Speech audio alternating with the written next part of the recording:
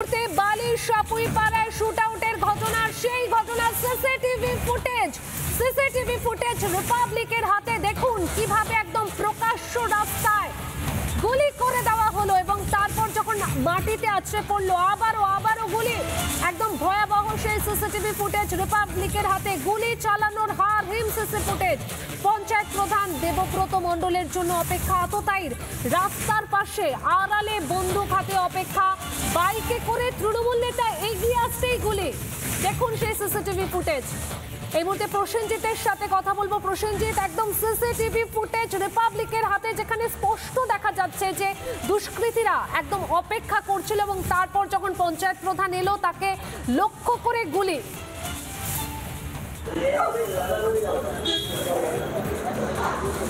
একেবারে তোমাকে বলে রাখবো যে পঞ্চায়েত প্রধানের যে সিন্ডিকেট মামলা চলছিল সেই সিন্ডিকেটকে কেন্দ্র করেই এই গুলি চলেছে, এমনটাই কিন্তু ধারণা করছে এক শ্রেণীর মানুষ। কারণ যে এলাকায় যেটা সিসিটিভি ফুটেজে দেখা যাচ্ছে যে আততায়ী একেবারে পুরো তাক করে বসেছিল যে আসবে বাবু মণ্ডল, তিনি আসছেন এবং তাকে লক্ষ্য করে একেবারে গুলি চালানো হবে, এরকমটাই পুরো টিপ করে বসেছিল। এবং সেই সিসিটিভি ফুটেজ দেখা যাচ্ছে যে বাবু মণ্ডল যখন আসছে এবং তখনই তাকে লক্ষ্য করে গুলি করা হচ্ছে। এবং সেই গুলিতে দেখা যাচ্ছে যে সুভাষ চৌধুরী তিনি বেরিয়ে যাচ্ছেন এবং সেই চিত্রই কিন্তু দেখা যাচ্ছে। এবং একদিকে যেরকম এরকম ঘটনা ঘটে যাচ্ছে, এ বাংলায় কোথাও যেন নিরাপত্তাহীনতায় ভুগছে।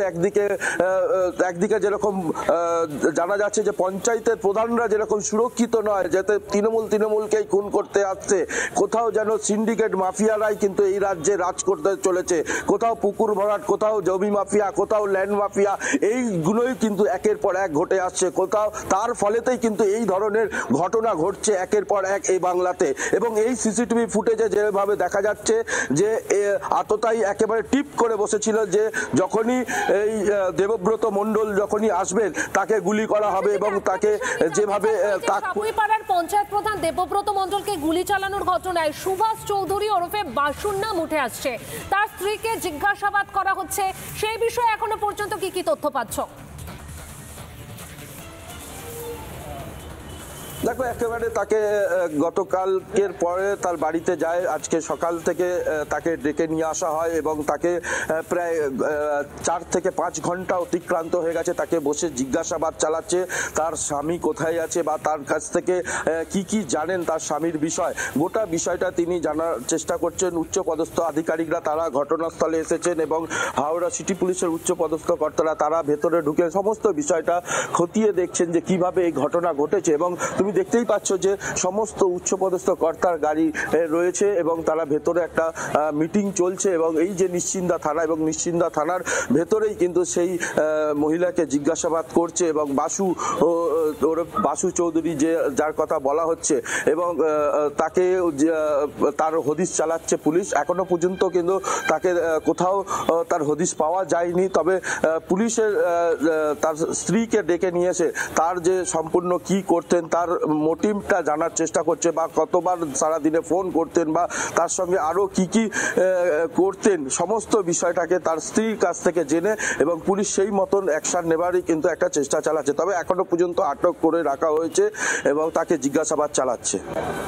তৃণমূল কর্মী যে বাসুর নাম উঠে আসছে, প্রসেনজিৎ, এই বাসুর সম্পর্কে ঠিক কি তথ্য পাওয়া যাচ্ছে? দেখো, বাসু হচ্ছেন এলাকারই একজন তৃণমূল সক্রিয় কর্মী এবং বিধায়ক ঘনিষ্ঠ, এবং সেই বিধায়কের সঙ্গে একাধিকবার তার সঙ্গে দেখা গেছে এবং বিধায়কের সঙ্গে এবং তৃণমূল কর্মীদের সঙ্গে একাধিক জায়গায় প্রোগ্রামে তিনি যেতেন এবং এলাকায় প্রমোটারের সঙ্গে প্রমোটিং করতেন এবং এলাকার প্রমোটারদের সঙ্গে যোগাযোগ, এবং এলাকায় যে বড় যে প্রজেক্টের যে কাজ চলছে সেই প্রজেক্টের কাজ নিয়েই কি গন্ডগোল, সেটাও কিন্তু সন্দেহে দানা বেঁধেছে। কারণ যে এলাকায় একটি ছক কোটি টাকার প্রজেক্টের একটি কাজ চলছে এবং সেই কাজের লেনদেন নিয়েই কি গন্ডগোল, সেইটাও একটা সন্দেহের মধ্যে রয়েছে। যেহেতু সেই কাজ প্রায় প্রধান যেহেতু কন্ট্রাক্টর এবং তার ইরামতি ব্যবসা রয়েছে, সেই ব্যবসার সঙ্গে সেই মালপত্র দেওয়া নেওয়া এবং কন্ট্রাক্টারি করা সমস্ত বিষয়টা কিন্তু এই প্রধানই করে আসে এবং তার ফলেতেই কিন্তু এই ঘটনা ঘটেছে এমনটাই মনে করা হচ্ছে। এবং যেটা জানা যাচ্ছে যে এই ঘটনার পিছনে প্রধানের যে হাত, প্রধান যেভাবে কাজ করতেন বা যে কাজগুলি টাকা টেন্ডার হতো, সেই টেন্ডারের টাকা প্রধান নিজে রাখতেন না অন্য বিধায়কের সঙ্গে ছিলেন, সেই সমস্ত বিষয়টা খতিয়ে দেখছে পুলিশ। ইতিমধ্যেই কিন্তু যেটা জানা যাচ্ছে যে এই ঘটনার জেরে এলাকায় যে টেন্ডারের যে 6 কোটি টাকার যে টেন্ডার, সেই টেন্ডারের জন্যই কি গুলিবিদ্ধ হতে হলো প্রধানকে, এই নিয়ে কিন্তু একটা সন্দেহের দানা বেঁধেছে।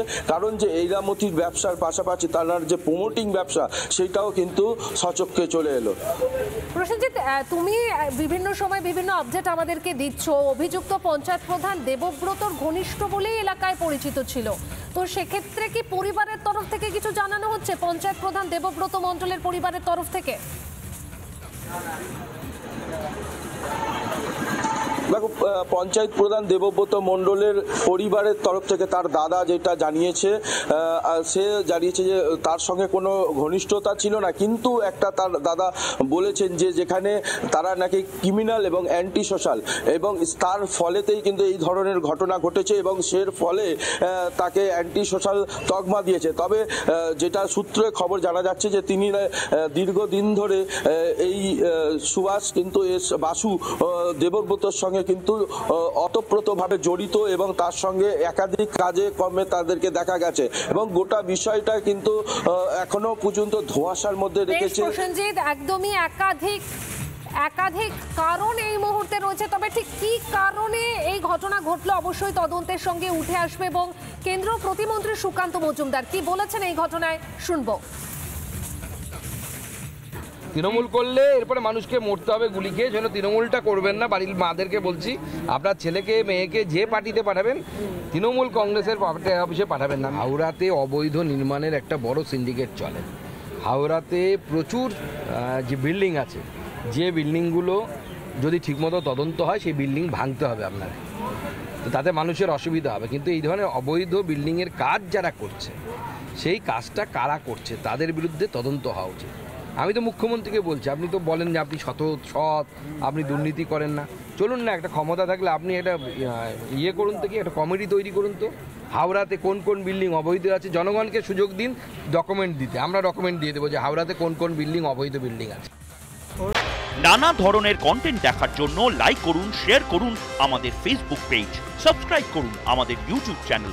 পাশাপাশি অন্যান্য ব্রেকিং নিউজের জন্য অবশ্যই চোখ রাখুন রিপাবলিক বাংলায়।